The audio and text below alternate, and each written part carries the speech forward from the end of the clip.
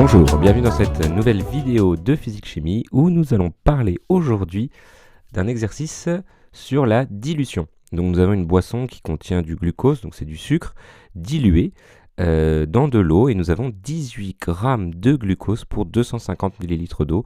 Alors on imagine que dans cette boisson il y ait aussi des colorants, ce qui lui donne cet aspect bleu. Donc lorsqu'on va diluer, on va diluer à la fois le sucre et le colorant.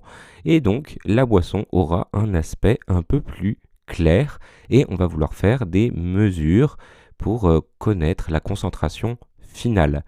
Donc là, je vous rappelle que la concentration, c'est la concentration de glucose dans l'eau. Donc la masse de glucose qu'il y a dans 1 litre d'eau. On va devoir faire des calculs pour le trouver.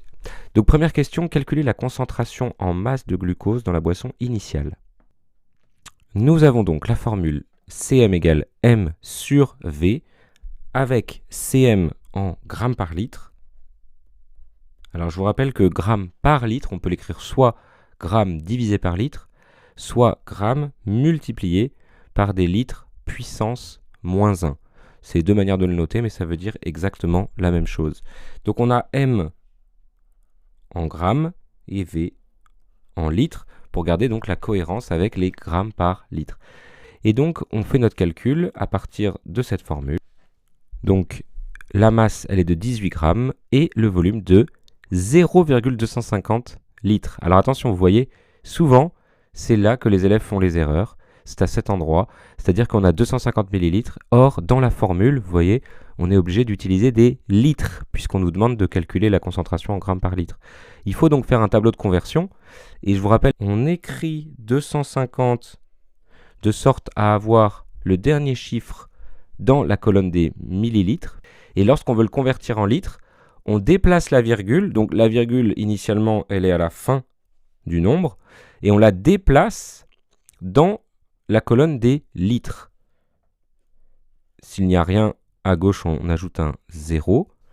0,250 litres. Et voilà, on trouve un chiffre qui est typique des boissons, qu'on peut trouver dans des boissons pour des sports d'endurance. Question 2. On prélève 100 ml de cette boisson. Calculez la masse de glucose présente dans ce prélèvement. Alors, pour y répondre, il faut manipuler cette formule qu'on a qui est Cm égale M sur V, puisque cette fois on aimerait que M soit tout seul d'un côté du signe égal. Donc autrement dit, c'est la lettre V qu'on aimerait faire passer de l'autre côté. Or je vous rappelle, quand on fait passer une lettre d'un côté à l'autre du signe égal, on peut imaginer qu'il y a toujours une barre de fraction. Lorsqu'on ne la voit pas, c'est que le nombre est divisé par 1.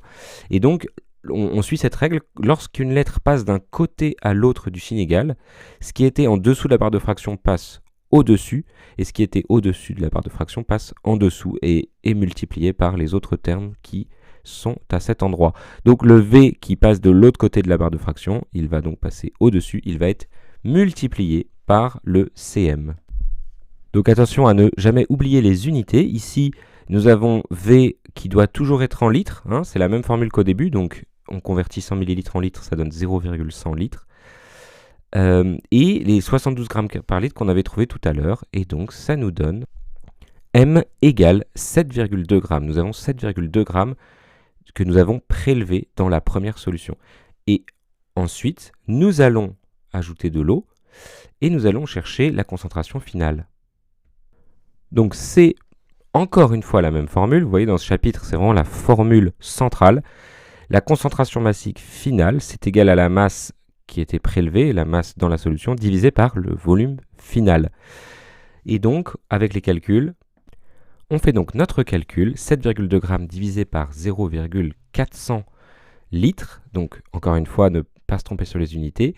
Et c'est égal à 18 grammes par litre. Donc, on a vu que par rapport à ce qu'on avait au départ, la concentration donc, qui était à 72 grammes par litre, elle a bien diminué. D'ailleurs, on pouvait même trouver ça encore plus rapidement parce que comme on a pris 100 millilitres et qu'ensuite on a complété jusqu'à 400, en fait, on a divisé par 4 la concentration. Donc on peut se rendre compte que c'est complètement cohérent.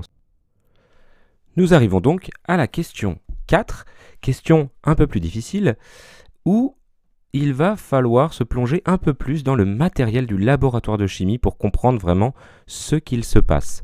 Sur l'image de l'exercice, il y a des verres, il y a une carafe d'eau. Ça, c'est pour illustrer, mais ce n'est pas le matériel qu'on va vraiment utiliser pour effectuer précisément une dilution.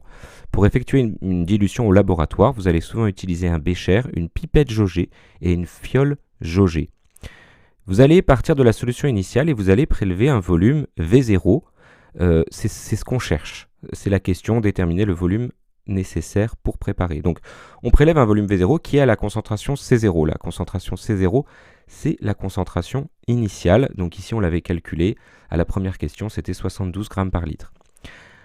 On va verser le contenu de la pipette jaugée dans la fiole jaugée, en alignant toujours bien avec les traits de jauge, parce que c'est ça qui est le plus précis dans le laboratoire de chimie. Donc on verse ce contenu dans une fiole jaugée, et ensuite on ajoute de l'eau distillée jusqu'au trait de jauge, qui va nous donner le nouveau volume, le volume V1, et donc la nouvelle concentration, la concentration C1. Ici on nous dit que la concentration C1 c'est 20 grammes par litre, c'est ce qu'on souhaite obtenir, et on a le volume V1 qui est égal à 500 millilitres. On a une formule, le volume prélevé fois la concentration initiale égale le volume final fois la concentration finale, tout simplement. Pour une simple et bonne raison, c'est que si vous revenez aux questions précédentes, quand on multiplie le volume par la concentration, on obtient la masse, et la masse de sucre n'a pas changé, puisque entre le moment où on l'a prélevé et le moment où on a rajouté de l'eau, on a juste rajouté de l'eau. D'ailleurs, l'eau distillée, c'est bien de l'eau où il n'y a rien d'autre que de l'eau dedans. Donc, on a bien cette conservation de la masse qui nous donne cette formule très élégante qui va nous permettre de calculer la chose qu'on cherche, c'est-à-dire le volume V0 à prélever. Donc, si on prend le terme C0 et qu'on le fait passer en dessous de la barre de fraction, on obtient V0 égale V1 fois C1 sur C0.